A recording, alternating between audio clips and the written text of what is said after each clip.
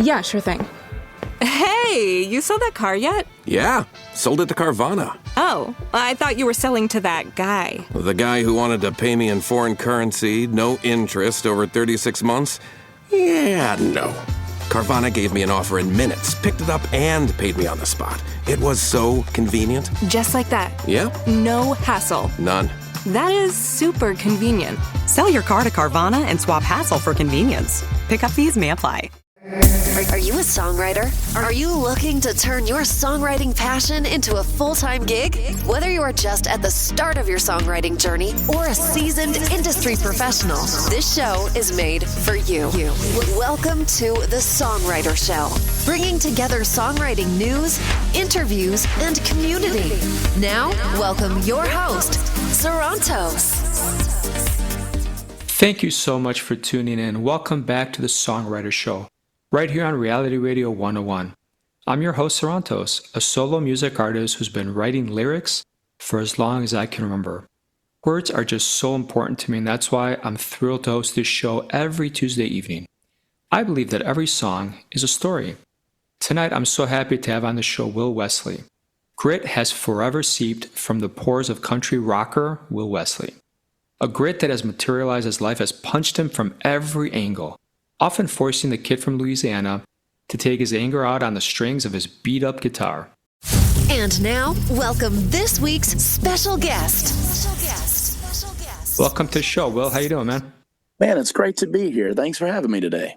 You're welcome. So, a little bit country, huh? Country rocker. That's a little bit up my alley. I kind of like that. So what got you going down that genre? You know, man, I have to say that my father, he was a classic country guy. And growing up, man, I kind of studied every kind of music I could, from jazz to blues to rock. But, when it all came back home, I went back to my roots and just did country rock, man. That's what I'm born into. That's awesome. So do you play the guitar? What instrument do you play?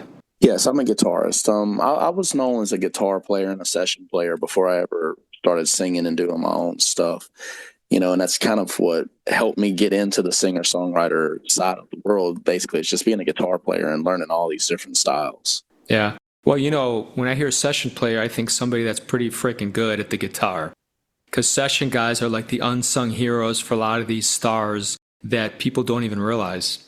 It's very true. Now, I'm not going to put myself up there with Brad Paisley or some of those great session players, but I did cut my teeth in the studio a lot, learning how to play with the metronome, play everything right. And as a lead player, that's something that I've always tried to do, is understand the art of the studio, which is less is more, in my opinion. You know what? I have to tell you, when I first started, man, I'd have so many tracks on my Logic files. And it's amazing how it doesn't take a lot of tracks. It really doesn't. It doesn't, man. It's more about, when you're recording in the studio, it's more about what you don't say, as Miles Davis may have said once before, than what you do, because it's the space and it's the air between the songs and the notes that really matter the most, at least in my humble opinion. I completely appreciate that a lot more than I did like 12 years ago when I started, for sure. Yeah, same here. I definitely matured a little bit as the years went on. Well, that's a polite way of saying that we're getting old, but hey, I don't care. Age is a number, and it is what it is. Well, man, music theory is all numbers, and I guess age is too. I'm getting a little older myself. I've got some miles under my belt. Yeah, that's all right. Tell us a little bit about the first tune you ever learned on that guitar.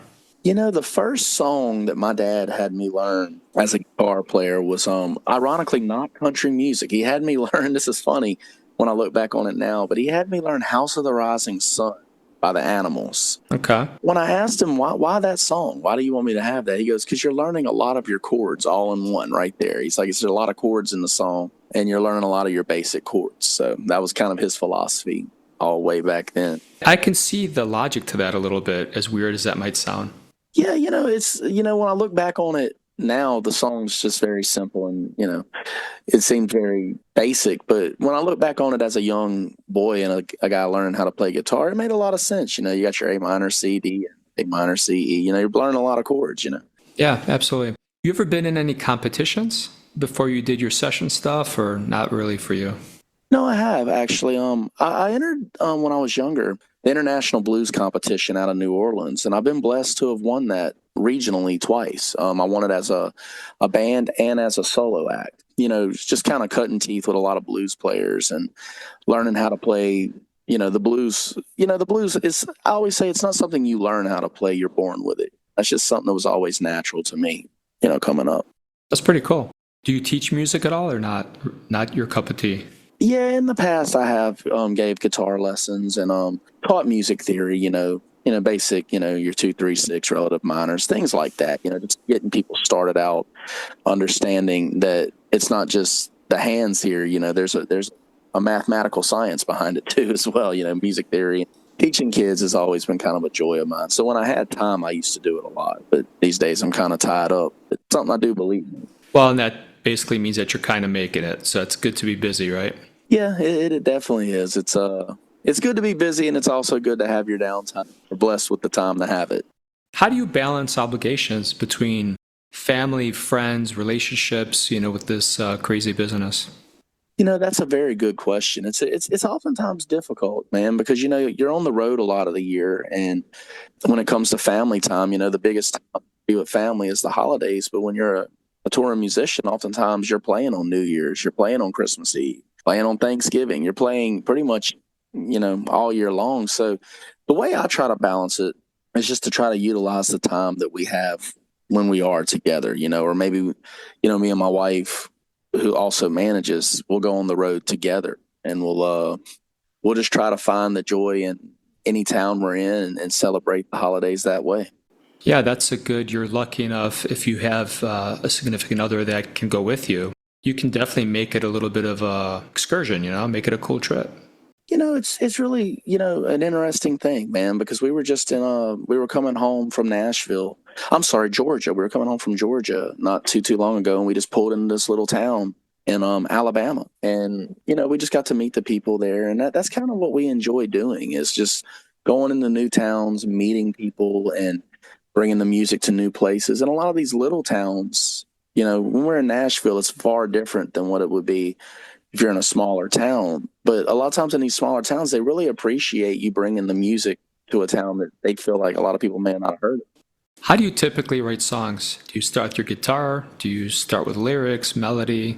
Most with me, it has went both ways, but I normally start with mostly guitar, because guitar was my first instrument. I'm very comfortable on it. So a lot of times I'll start working out my chord progressions and my rhythms and basically how it's going to be.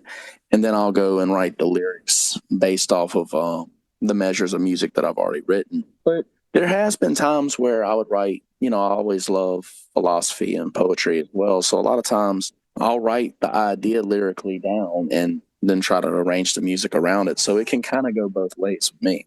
Tell us a little bit about this song that we're going to hear. What inspired it? Well, 12 O'Clock in Texas is probably one of the most personal songs that I've ever written. It's about the death of my brother, Daniel.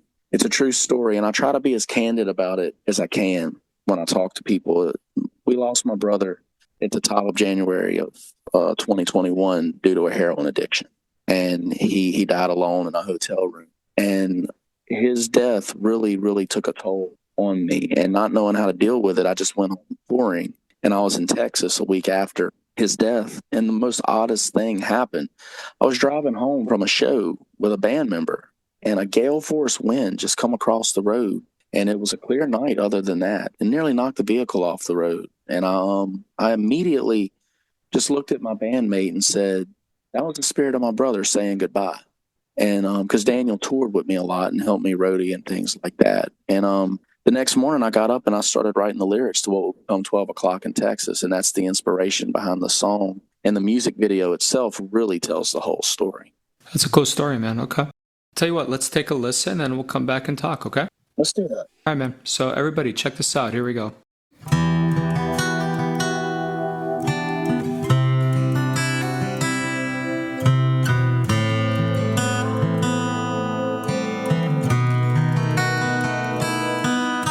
A Texas wind is blowing, the clouds are moving in. I've been driving for hours, remembering where we've been. I'm miles and miles from nowhere, the moon has disappeared. There's a thunder In the distance, it reminds me you're not here. So I turn on the radio, searching for a song. But static's all that greets me, and I know I'm all alone. So I push on through the darkness, trying to stay awake. But this coffee that I'm drinking ain't strong enough to shake the rain inside of me. Never goes away and never leaves, and all my memories are falling down on me, 'cause it's 12 o'clock in Texas, but it's the dead of night for me.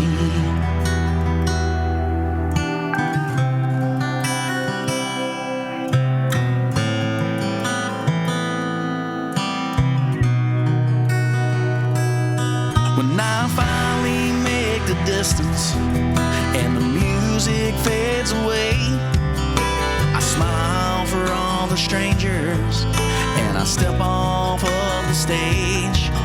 We used to shoot a whiskey to celebrate the show, but Jack without the Daniel is a drink I drink alone. It's a drink I drink alone. Rain inside of me never goes away, it never leaves, and all my memories are falling down on me, 'cause it's 12 o'clock in Texas, but it's the dead of night for me.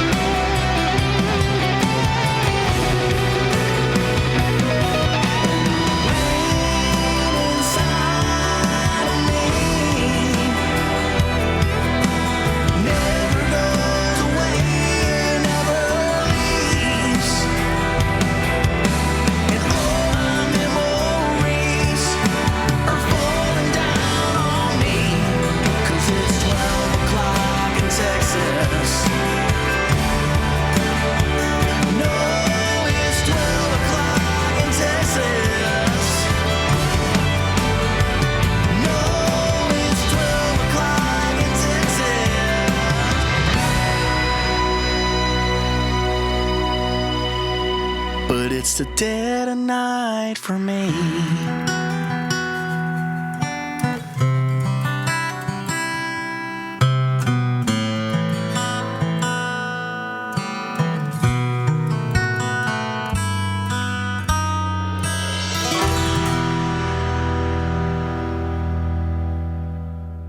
Well, thank you for sharing that with us. Very powerful stuff. Well, I appreciate that, and I appreciate you having me on the show and being able to tell this story, because it's a story I'm very passionate about. I've never done heavy drugs, I really haven't, but I did have a bout with drinking years ago, and I'm all about sobriety these days and trying to tell people about the power that comes with sobriety, and this song really is my outlet to do that, and I hope that it helps someone out there. Yeah, that's what it's all about, right? If we can reach out to even one person with our art, makes you feel whole, and hopefully it helps somebody in a rough spot. That's what it's all about, man. It's I used to not feel that way, when I was younger. It was all about, the rock and roll, the party, the music, all that. But the older I got, and after a few of these kind of tragedies that find us, I found that it's better to take your music and use it for a positive direction. Use your art to try to help people rather than just caress your ego, Do you feel like that's probably one of the biggest mistakes people make when they pursue this career? That is, in my opinion, the single-handedly biggest mistake they make is that they get more wrapped up in their own ego and about wanting to be a rock star, wanting to be a star more than they are about being an artist. To me, I'm a believer that there's a debate going on that does art imitate life or does life imitate art? I'm a firm believer that art imitates life because it's a story of what we're about, and I believe that it's more important just to be the artist that you are rather than trying to be something that you're not and trying to work, the ego, let that be more important to you than the artist. Yeah, I think you kind of hit on the head, man. I think when we're not in good points in our lives, we are trying to be something we really don't want to be, or we're not. I think it's as simple as that. It's funny. I believe that when you're true to the artist that you are, people just find you. I don't know if it's universal or I don't know what it is, but I think that when you stay true to who you are, people, they can see through that. They can see the honesty in it, and they will follow. They will support you. Yeah, I think it's being authentic, right? A lot of people have these misconceptions and they make a style of music or, they're trying to go viral or do what's popular now. But if that's not you, I think you just don't come off as authentic. Yeah, I couldn't agree with you more. And I think that that's one of the biggest problems with a lot of young musicians. You can have all the talent in the world, but you've got to be able to tell your story. And it has to be authentic, or people that they know the difference between someone who's real and someone who's not. Yeah, and to take it a step further, as a guy that started a long time ago, I was always about lyrics. Yeah. And I didn't know how to play an instrument like 12 years ago. So I'd, hire people or I'd throw loops together. I think when you can actually play an instrument or you dabble in many instruments and you start mixing your own shit, there's a whole other level of authenticity because you know this, right? You can see stars, they've bought a song and, they're trying to find something that fits them, but you can tell when it's just not theirs. It's not their story. It's not their song. You could tell. I've given a lot of interviews, but this is the first interview that goes into that in depth. And I thank you and respect that, because that's so true, to be able to talk about that you can tell the difference between an artist who's buying his songs or not even buying them, just taking a song that they did not write and try to express it compared to the ones who wrote their own music. There's a big difference between those artists. When it goes back to like in country music, somebody who I always respected who wrote their own song was Hank Williams. He's the ultimate storyteller, He just told the stories, Yeah, absolutely. What's your favorite decade? 80s, 90s, 2000s? Like if you had to pick one. It's funny because I can be a bit musically bipolar. I really do love all styles of music. But if I had to pick a decade, it would probably be different for each genre of music I like. But if I had to pick a decade for country music, man, I have to, ironically, I was just talking about Hank Williams. I would have to go back to that decade of country music just because of the authenticity of it. I love the stories that came out of that era. So I guess that would have to even be as far back as the 40s and the 50s. Yeah. Okay. But I really respect that. But the 60s also had, a golden era of country music as well. So I definitely would just have to rest on the idea that I love all the classic stuff from the 40s, 50s, 60s, and 70s, One of the questions I like to ask a lot of artists is about scams. So tell us about a scam that try to protect each other, something you might have fallen for, or just, I think they're all over the place, especially targeting us naive songwriters and musicians. Scams that I've seen have come in many forms in this business, and I'll speak about two of them right off the bat. One scam that I've seen is people promising you stardom if you just pay a certain amount of money, whatever field that should be in. Whether it's publicity, whether it's online promotion. To me, I have found just in my experiences that a lot of that is a scam. You shouldn't have to pay thousands upon thousands of dollars to make it in this business. It's just going to take a lot of hard work and determination. You're going to have to go out there and really grind the bushes there. And another scam that I've seen oftentimes comes from really more, I'm not going to say individuals, but a lot of times in this business, from what I've seen, you have people who want to promise you the world and then take it away all the same. When it comes to producers or anybody else you'd be working with, you have to be very careful about who you choose to be on your team. because a lot of times the team members you bring in, they may seem to have your best interest at heart, but you find down the road they truly. Yeah, that's very true. What's the coolest road trip you ever been on? I've been on a lot, man, and I got to tell you, I really loved going to Thailand. I thought that was really exciting, going to Asia and seeing how their culture operates. It's just a whole other world over there, and to go there playing music was just really fantastic. But also, I'd have to say Europe, man. I really love. I've been touring Europe the year for, I'd have to say about 5 years. Just going over there and playing for sold out shows, having all these great people just love your music. It really breaks barriers from just the town you live in to go all across the world and play music. So I'd have to say that. So tell us where people can buy your stuff, stream it, website, anything you want to share with us before we let you go. Oh, sure. Yeah, you can find all of my tour dates and everything about me from bio to my music videos at willwesley.com. And you also can stream all of my singles anywhere you get your music, really. Spotify, Amazon, Pandora, any of those places. Type in Will Wesley and I'm there. And also check out my music videos also on YouTube. You can find me, my brand new single 12 O'Clock in Texas has a very good story. And the video is currently up on YouTube. Please check it out. Awesome, man. All right. Well, I want to thank you so much for being on the show tonight, man. Well, I want to thank you for having me. It's been a great time speaking with you. And I hope to come back and talk with you again. Yeah, thank you. And to all the listeners out there, thank you for sharing a little bit of your precious time with the two of us. We both hope your unique story gets heard around the world too.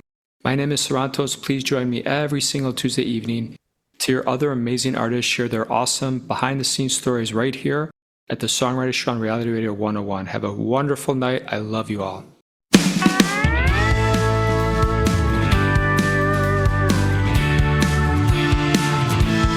Life's just different out here. Worry falls away, and it's okay. It's okay to take up space, let it go. Real slow, real slow. Then you can run on, run as fast as you want. In the sun, run, hang on and have fun. Like a river yellow and an ocean of white. We fit so well together with the mellow vibe. Through the radio shine, singing yellow day and night. Oh, your love burns bright. Never hide, you live your life, making everything alright. My pretty little sunflower. Life's just different around you. A sun-kissed breeze slides across my cheek. You set me free, and anytime I'm broken, you give me hope. With arms wide open, you're all I need. Like a river yellow and an ocean of white. We fit so well together with the mellow vibe. Through the radio shine, singing yellow day and night. Oh, your love burns bright.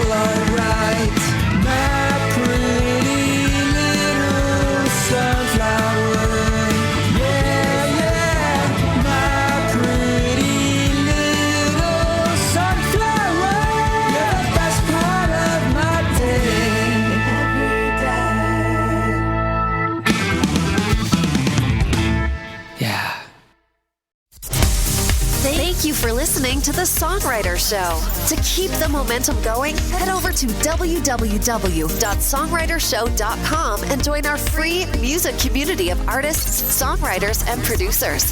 That's www.songwritershow.com.